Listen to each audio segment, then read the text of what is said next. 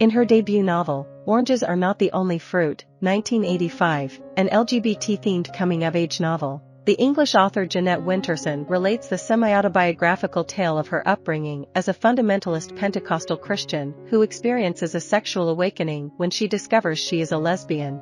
In 1990, Winterson adapted the book into a BAFTA award-winning television film. The book's 8 chapters are named after the first 8 sections of the Old Testament. The first chapter, for example, is called Genesis. As the story begins, 7-year-old Jeanette has been homeschooled by her zealous and rigorously religious adoptive mother who chose to adopt a child because she wished to train a servant of God without having sex or being sinful in any way. Jeanette goes through a drastic transition at age 7 when she begins receiving a secular education, going to school away from home for the first time. Until now, Jeanette has had no friends or acquaintances outside her mother's church.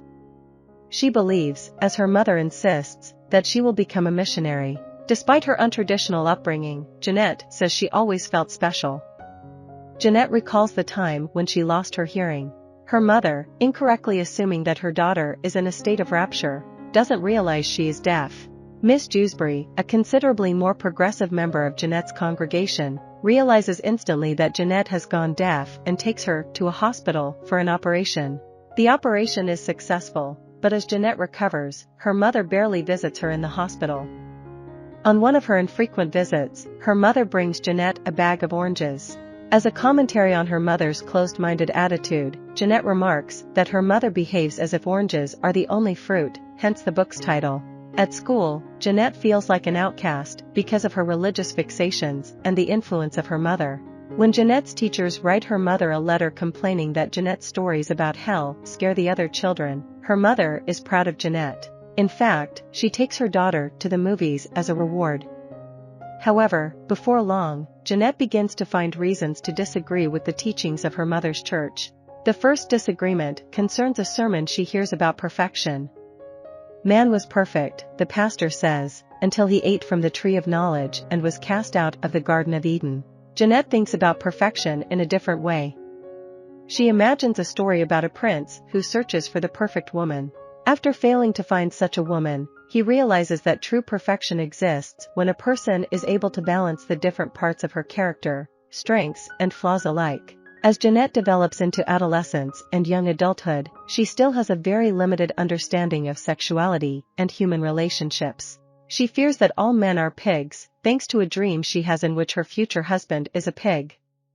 Her elders aren't much help in clarifying sexuality to her. Then one day, she and her mother meet up with Auntie May and Ida, a lesbian. Later on, Jeanette sees Melanie working at the fish market, named. She feels an instant attraction to Melanie and begins spying on her whenever she is in town. Eventually, the two become friends. Melanie gets a new job at the library and agrees to go to church with Jeanette. After a tumultuous visit from Jeanette's biological mother, whom the adopted mother derogatorily refers to as a mere carrying case or surrogate, Jeanette begins to spend more and more time with Melanie. Eventually, Jeanette confesses her deep affection for Melanie in the best terms she can.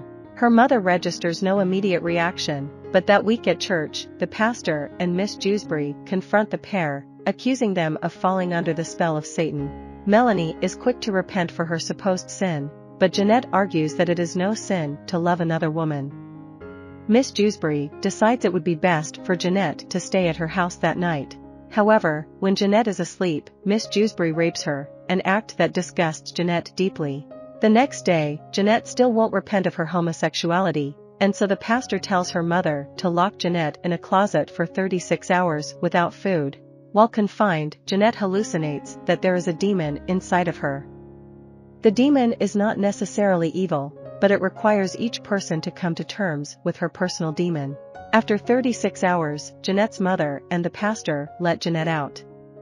Jeanette pretends to denounce her homosexuality because she is so hungry. She also learns that Melanie has been sent away. Miss Dewsbury offers to drive Jeanette to visit Melanie. However, while there, Jeanette begins to suffer a terrible glandular fever that is likely due to the harrowing experience of being locked away for 36 hours. Nevertheless, her mother believes that the fever is due to the demon of homosexuality leaving her daughter's body.